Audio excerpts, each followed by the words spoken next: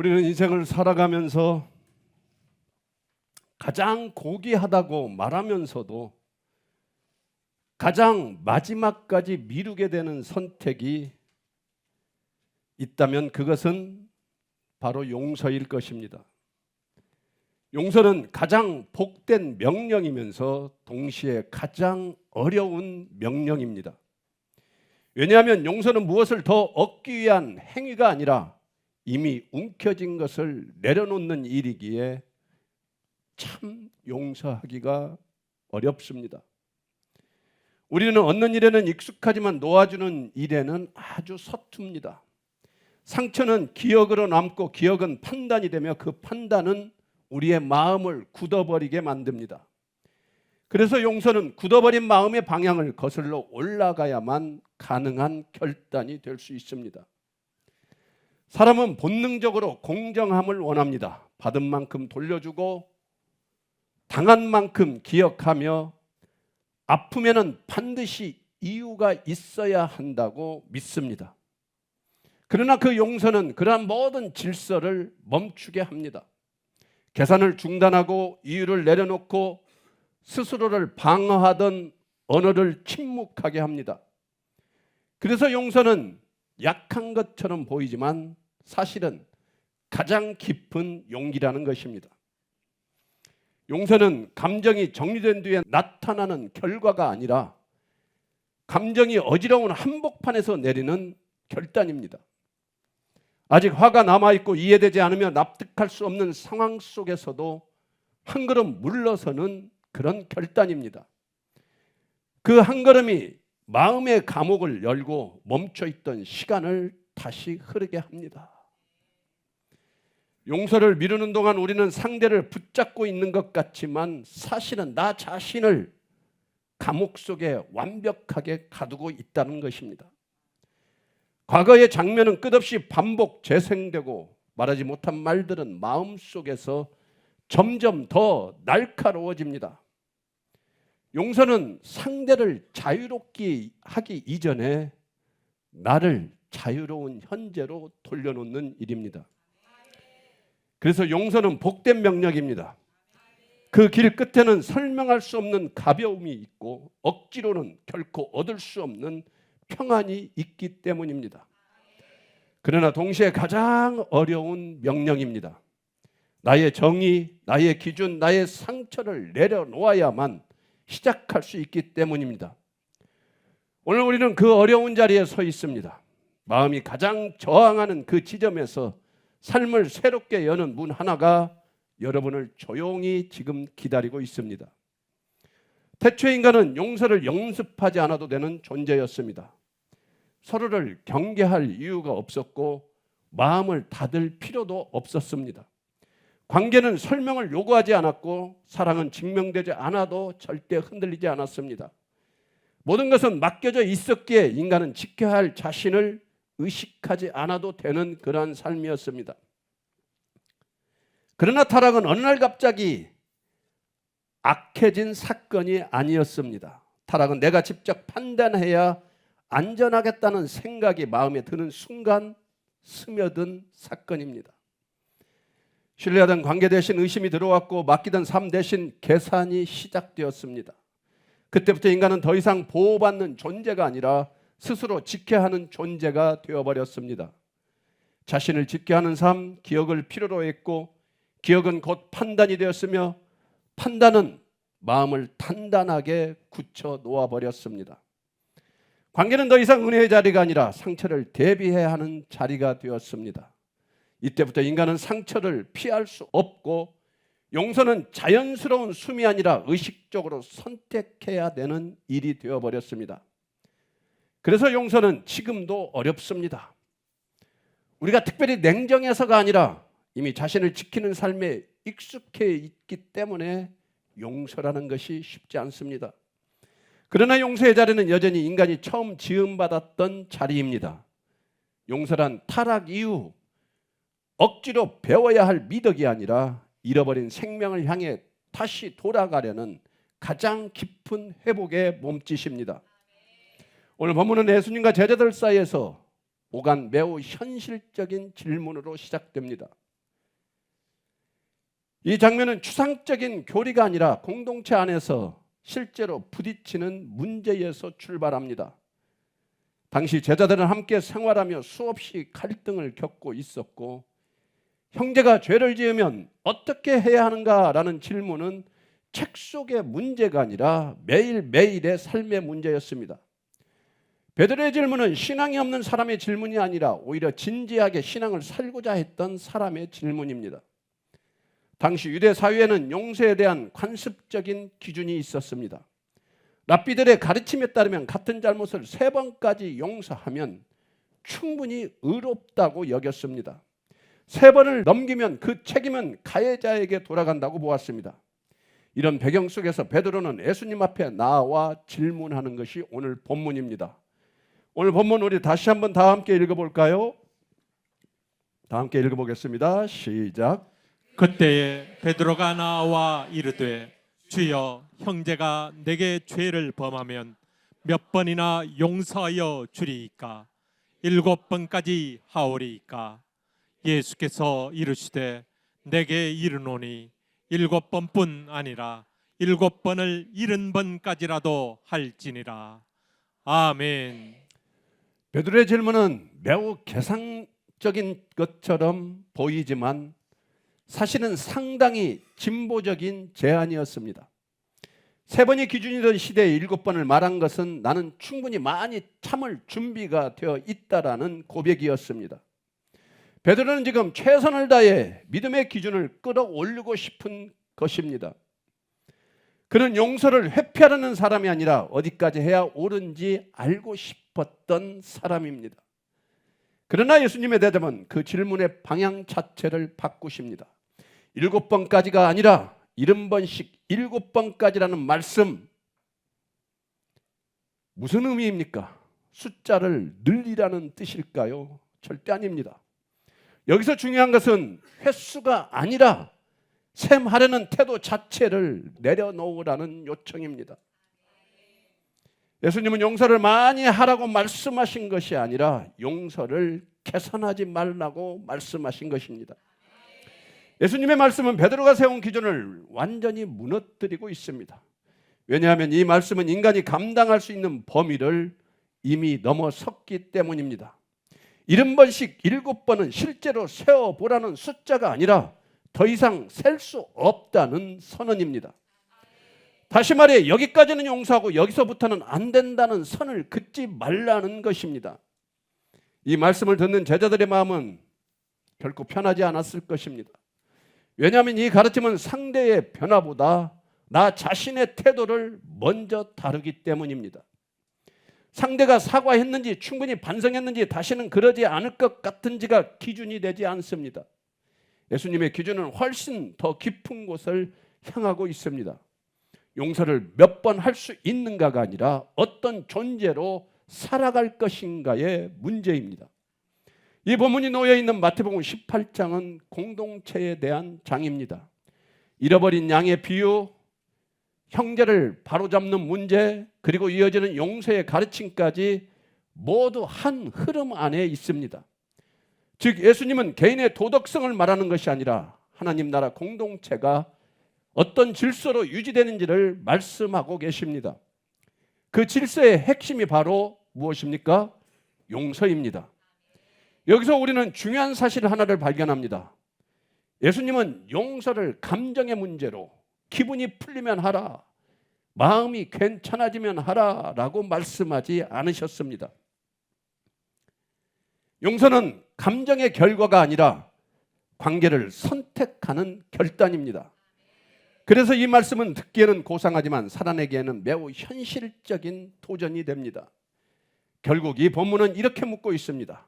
우리는 용서를 어디까지 할 수 있는가가 아니라 우리는 여전히 셈하며 살아가고 있는가 아니면 셈을 놓고 살아가고 있는가.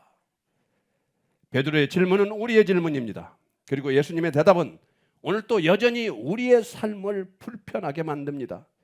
그 불편함 속에서 우리는 이 말씀을 단순한 이상이 아니라 지금 내가 서 있는 관계의 자리로 가지고 와야 합니다. 이제 우리는 본문에서 한 걸음 더 나아가야 합니다. 왜냐하면 이 말씀을 잘 참아보자, 더 노력해보자는 결심으로만 듣는 순간 이 설교는 우리를 짓누르는 또 하나의 부담이 되기 때문입니다. 예수님께서 말씀하신 용서는 인간의 의지로 도달할 수 있는 그런 수준이 절대 아닙니다. 70번씩 7번이라는 말씀은 사실상 너희의 힘으로는 불가능하다라는 선언에 가깝습니다. 그래서 이 말씀은 우리를 행동으로 몰아가기 전에 먼저 우리 자신을 돌아봐야 합니다. 우리는 이 기준의 앞에서 솔직해져야 합니다. 우리는 많이 용서하지 못한 사람들이 아니라 사실 거의 용서하지 못한 사람들입니다. 조금만 상처를 받아도 마음을 완전히 닫아버리고, 조금만 억울해도 관계를 끊어버리고, 조금만 반복되면 이제는 안 된다고 선을 긋는 존재가 바로 우리 아니었습니까?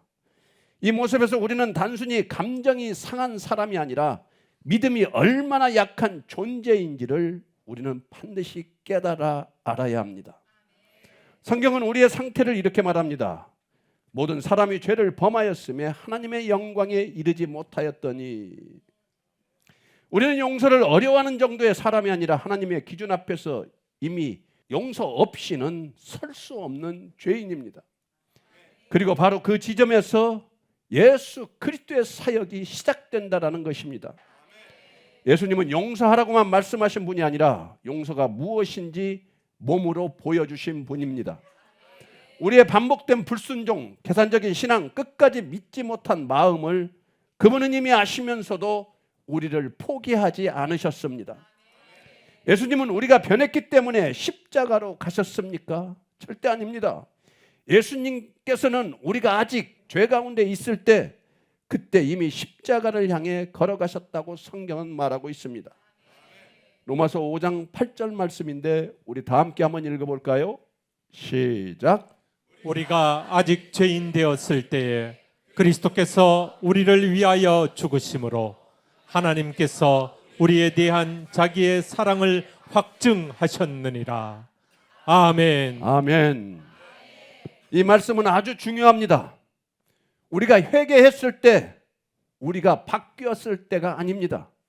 아직도 죄를 짓고 있을 때, 아직 믿음이 없을 때, 아직 변명하고 있을 때, 아직 상대방을 용서하지 못하고 있을 때, 그때 예수님은 우리를 향해 십자가를 지셨습니다. 십자가는 하나님이 우리를 이해해 주신 사건이 아닙니다. 십자가는 하나님이 우리를 대신 감당하신 사건입니다.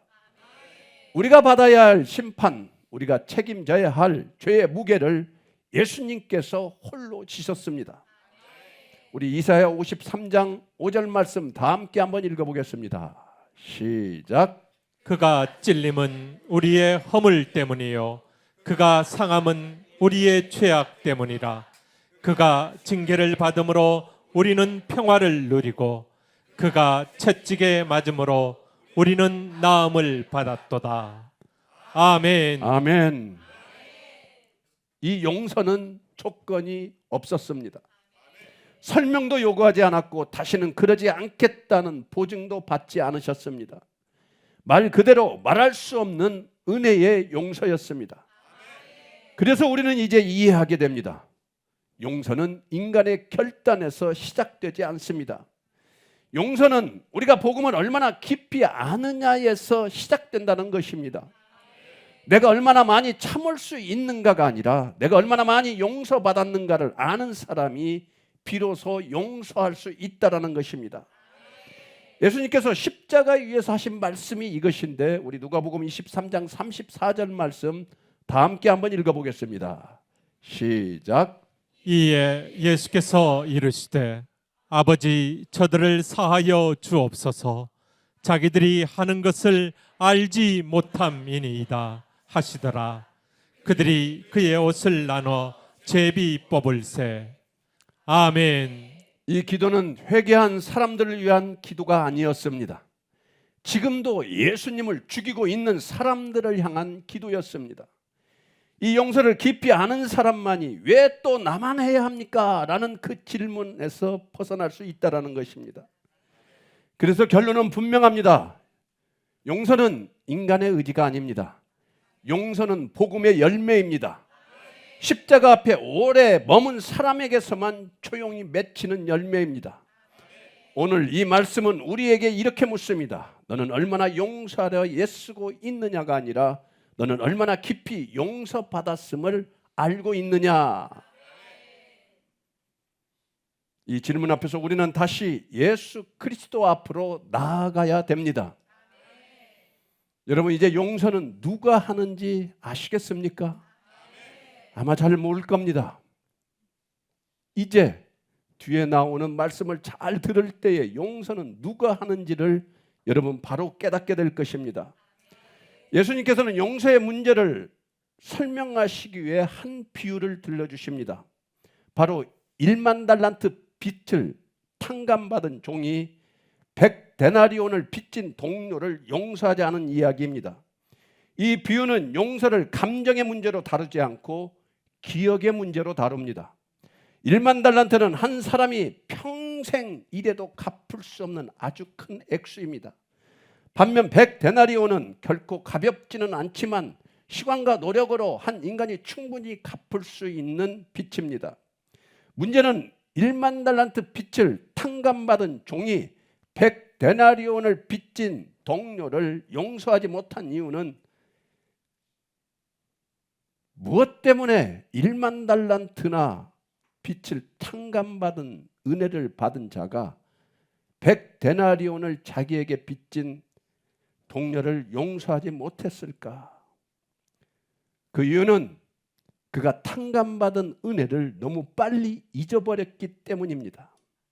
성경은 이렇게 말합니다. 마태복음 18장 27절, 우리 다 함께 한번 읽어보겠습니다. 시작. 그 종의 주인이 불쌍히 여겨 놓아 보내며 그 빚을 탕감하여 주었더니. 아멘. 1만 달란트의 빚을 가지고 있는 종을 주인이 불쌍히 여겨 놓아 보내며 그 빚을 탕감하여 주었다고 말씀하고 있습니다. 여기서 주목할 단어는 불쌍히 여겨입니다. 탕감은 계산의 결과가 아니라 궁일에서 나온 은혜였습니다. 설명도 보증도 없이 전부 탕감되었습니다. 그런데 그 은혜를 경험한 종은 밖으로 나가자마자 아주 전혀 다른 사람이 되어버립니다. 마태복음 18장 28절 말씀입니다. 우리 다 함께 한번 읽어보겠습니다. 시작. 그 종이 나가서 자기에게 100데나리온 빚진 동료 한 사람을 만나 붙들어 목을 잡고 이르되 빚을 갚으라 하매. 아멘. 이 장면은 매우 충격적입니다. 방금 전까지 자비를 입은 사람이 은혜의 자리를 벗어나자마자 폭력적인 존재로 변해버렸습니다. 왜 그렇습니까? 자기가 받은 은혜의 기억이 사라졌기 때문입니다. 예수님께서 이 비유로 말씀하시는 핵심은 분명합니다.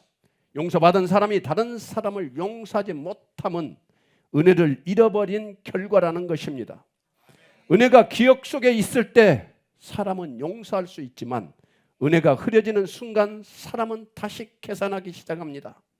그래서 용서하지 못하는 사람은 잔인한 사람이 아니라 자신이 얼마나 큰 빚을 탕감받았는지를 잊어버린 사람입니다. 상대의 100데나리온이 크게 보이는 이유는 내가 받은 1만 달란트가 내 마음에서 사라졌기 때문입니다. 예수님은 이 비유를 통해 우리를 정죄하지 않으십니다. 오히려 이렇게 묻고 계십니다. 지금 네가 붙들고 있는 분노가 정말 그만큼 큰 문제냐? 아니면 내가 너에게 베푼 은혜를 네가 잊고 있는 것은 아니냐고 지금 물으십니다. 용서는 다시 결심하는 문제가 아니라 내가 받은 은혜를 다시 기억해내는 문제입니다.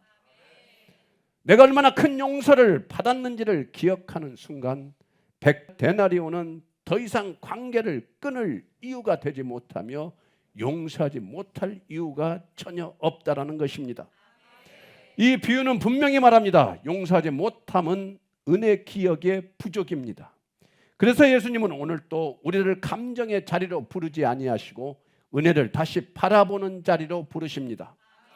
용서란 상처를 없던 일로 만드는 감정의 기술이 아닙니다. 용서란 다시는 아프지 않기 위해 마음을 단단히 여미는 자기 방어도 아닙니다. 용서란 내가 받은 은혜를 기억함으로 상대의 빚을 더 이상 계산하지 않기로 선택하는 믿음의 열매입니다. 용서는 상대의 변화에서 시작되지 않습니다. 사과의 진정성이나 재발 방지의 약속이 기준이 되지 않습니다. 용서는 내가 얼마나 많이 참을 수 있는가의 문제가 아니라 내가 얼마나 큰 빚을 탕감받았는가를 분명히 알고 있는가의 문제입니다. 그래서 용서는 인간의 의지가 아닙니다. 억지로 끌어올린 도덕적 결단도 절대 아닙니다. 용서는 십자가 앞에 오랜 머문 사람에게 자연스럽게 맺히는 복음의 열매입니다. 내가 받은 1만 달란트를 기억할 때 상대의 100데나리온은 더 이상 관계를 끊을 이유가 되지 않지 않습니까? 그 기억이 살아있는 한 용서는 선택이 아니라 필연이 됩니다. 구원이란 죄의 결과만 면제받는 사건이 아닙니다. 구원이란 죽음 이후의 안전을 보장받는 약속도 아닙니다. 구원이란 1만 달란트를 탕감받은 사실을 평생 잊지 않도록 우리의 삶을 새롭게 빚어가시는 하나님의 은혜입니다. 구원은 우리의 결단에서 시작되지 않았습니다. 회개의 완성도 믿음의 깊이도 조건이 아니었습니다. 우리가 아직 죄인 되었을 때, 아직 계산하고 변명하던 그때에 예수 그리스도께서 십자가로 우리를 건지셨음을 우리는 기억해야 합니다. 그래서 구원받은 사람은 더 이상 빚진 자로 살지 않습니다. 이미 용서받은 자로 살아갑니다.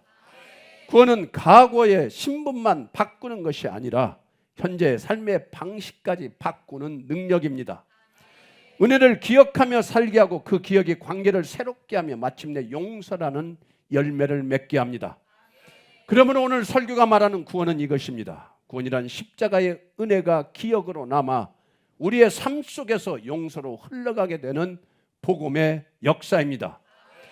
오늘 말씀을 따라가다 보면 결국 한 가지 마음에 이르게 됩니다. 하나님 아버지의 마음은 우리를 정죄하는 데 있지 않았다는 사실입니다.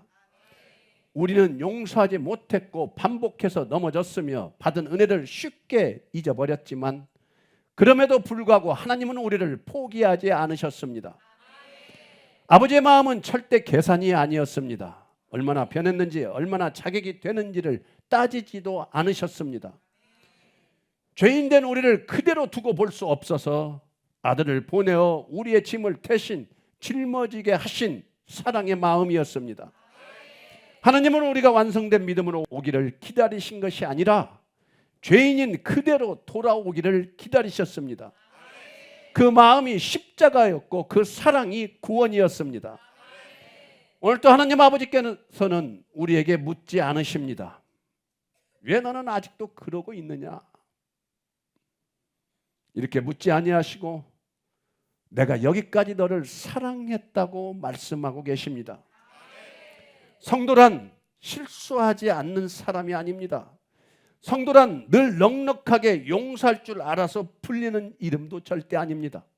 성도란 자신이 얼마나 큰 빚을 탕감받았는지를 끝까지 잊지 않고 살아가는 사람입니다. 오늘 설교가 우리에게 보여준 것처럼 성도는 상처가 없는 사람이 아니라 은혜를 기억하는 사람입니다. 그래서 성도는 용서가 쉬워서 용서하는 사람이 아니라 이미 용서받은 자로 살아가기 때문에 용서의 자리로 나아가는 사람입니다. 성도는 계산을 잘하는 사람이 아닙니다. 얼마나 참았는지 몇 번이나 견뎠는지를 절대 세지를 않습니다. 대신 십자가 앞에서 나는 1만 달란트를 탕감받은 사실이다라는 이 사실을 붙들고 그 은혜와 감사를 기억하며 사는 사람, 그 사람이 바로 오늘 말씀이 말하는 성도입니다. 사랑하는 여러분, 오늘 말씀은 우리에게 분명히 말합니다. 용서는 이미 준비되어 있고 은혜는 결코 고갈되지 않았으며 예수님은 우리가 다시 넘어질 것을 아시고도 처음부터 우리를 부르셨다는 사실입니다. 그러므로 회개란 두려움 속에서 고개를 숙이는 고백이 아니라 다시 예수님을 신뢰하며 나아가는 믿음의 고백입니다. 사랑하는 성도 여러분, 오늘 말씀 앞에서 우리는 한 가지 분명한 부르심을 듣습니다. 죄를 짓지 말라는 요구가 아니라 죄를 지었을 때 어디로 가야 하는가에 대한 부르심입니다. 우리는 종종 같은 죄를 반복하며 스스로 이렇게 말합니다. 나는 또 넘어졌다. 이제는 정말 자격이 없다. 하나님께 나아가도 소용이 없는 거 아니야. 그러나 이런 생각이야말로 우리를 다시 죄에 붙잡아두는 가장 위험한 함정입니다.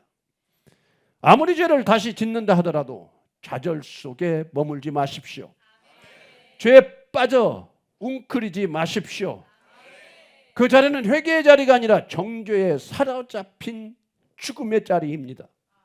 진정한 회개는 다시는 안 하겠습니다 라는 인간의 약속이 절대 아닙니다. 진정한 회개는 주님, 저는 주님 없이 살 수 없습니다 라는 고백으로 다시 예수님께 나아가는 것입니다. 회개는 죄를 정리한 뒤에 오는 행동이 아니라 죄를 안고서라도 예수님께 다시 찾아가는 방향 전환입니다. 존경하고 사랑하는 여러분, 오늘 이 시간 다시 예수께로 돌아가 예수 그리스도를 믿으십시오. 자신을 믿지 말고 결심을 믿지 말고 오직 예수 그리스도께서 십자가를 통해 우리에게 보여주셨던 그 십자가의 은혜를 믿으십시오. 그 믿음 안에서 오늘의 말씀이 여러분의 삶을 변화시키는 참된 회개의 열매로 맺게 될 줄로 믿습니다. 이제 우리는 다른 무엇을 붙들 필요가 없습니다. 설명도 변명도 스스로를 증명하려는 애씀도 내려놓고 오직 예수 그리스도만 강구하면 됩니다. 용서의 기준도 회개의 능력도 변화의 시작도 우리 안에 있지 않고 오직 주님 안에 있습니다. 그러므로 이제 예수님께 시선을 고정합시다. 십자가에서 이미 모든 값을 치르신 그분을 바라봅시다. 우리의 오늘과 내일이 그분의 손안에 있음을 믿고 다시 한 걸음 한 걸음 내디디며 나아갑시다. 이제는 예수 그리스도의 은혜가 죄보다 크고 실패보다 강하다는 사실을 믿고 우리의 삶으로 증언하는 그런 사람이 되기를 축복합니다. 주님을 의지하는 사람은 두려움에 머무르지 않으며 은혜 안에 거하는 사람은 상황에 매이지 않고 자유를 마음껏 누리며 살아갑니다. 이제는 예수 그리스도를 믿는 믿음 안에서 정죄가 아니라 회복으로, 절망이 아니라 소망으로 걸어가는 여러분 모두가 되기를 간절히 축복합니다. 말씀을 마치겠습니다. 사랑하는 성도 여러분, 오늘은 2025년의 마지막 주일입니다. 한 해의 끝자락에서 우리는 다시 나 자신에게 스스로 물어야 합니다. 무엇을 붙들고 여기까지 왔는지, 무엇을 의지하며 내일로 나아가려 하는지 여러분 자신에게 물어보십시오. 그리고 더 이상 머뭇거리지 마십시오. 두려움이 여러분을 지배하게 그대로 내버려 두지 마십시오. 좌절과 절망이 여러분의 이름을 부르게 하지 마십시오. 그 모든 것은 예수 그리스도의 이름 앞에서 떠나가야 할 것들입니다. 이 마지막 주일에 예수님의 이름으로 선포합니다. 지난 한 해 동안 여러분을 짓눌렀던 모든 두려움은 예수 그리스도의 이름 앞에서 떠나갈지어다. 반복된 실패로 쌓인 모든 좌절은 끊어질지어다. 내일을 생각할수록 깊어졌던 모든 절망은 십자가 앞에서 무너질지어다. 존경하고 사랑하는 성도 여러분, 25년 한 해를 후회로 마치지 마십시오. 죄와 타협한 채로 새해로 넘어가지 마십시오. 오직 예수님을 믿고 예수님을 따르며 예수님만 강구하며 나아가십시오. 다른 길은 절대 없습니다. 다른 이름은, 다른 세상의 소망은, 다른 세상의 그 어떤 것도 우리를 죽음에서 살릴 수 없습니다. 예수 그리스도만이 길이요 진리요 생명이십니다. 지옥으로 향하는 길에서 돌아서십시오. 그리고 오늘 지금 예수 그리스도를 붙들고 믿으십시오. 이것은 선택의 문제가 아니라 우리가 죽고 사느냐의 생명의 문제입니다. 부디 예수님을 믿어 구원받으시기를 바랍니다. 이보다 더 절박한 요청은 없습니다. 이제 다가오는 2026년, 여러분의 가정에는 평강이, 여러분의 마음에는 기쁨이, 여러분의 길에는 주님의 인도하심이 넘치기를 바랍니다. 이 모든 은혜와 축복이 저와 여러분 모두에게 충만히 임할 것을 우리 주 예수 그리스도의 이름으로 선포하고 축원합니다. 축원합니다. 축원합니다. 다 함께 기도하겠습니다. 은혜는 오신 아버지 하나님, 오늘 말씀 앞에서 우리의 모습을 다시 보게 하시니 감사합니다. 우리는 용서를 말하면서도 용서하지 못했고, 회개를 말하면서도 쉽게 좌절했으며, 은혜를 안다고 하면서도 다시 죄의 자리로 돌아가고 했던 너무나도 연약한 자였음을 고백하오니 주님, 우리의 죄악을 용서하여 주시옵시고 우리를 다시 믿음의 사람으로 다시 세워주시옵소서. 주님, 이제 더 이상 우리 자신을 바라보지 않게 하옵시고 실패의 횟수도 넘어짐의 반복도 붙들지 않게 하시고 오직 십자가에서 이미 모든 값을 치르신 예수 그리스도만 바라보게 하여 주시옵소서.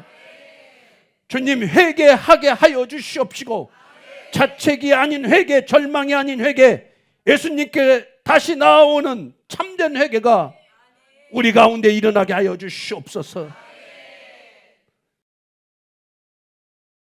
이제는 1만 달란트의 죄를 탕감하시고도 다시 나를 오라 부르시는 우리 주 예수 그리스도의 크신 은혜와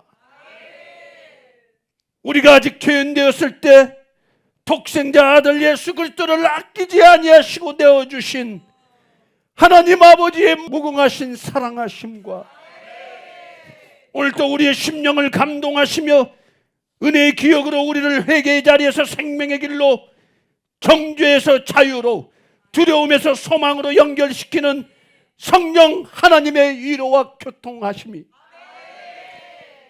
오늘도 말씀 앞에 회개와 간구와 감사로 결단한 모든 성도들과 그들의 가정과 자녀와 삶과 모든 자리 위에 우리 주 예수 그리스도의 영광과 위엄과 권력과 권세와 축복이 이제부터 영원토록 함께 하실지어다. 아멘.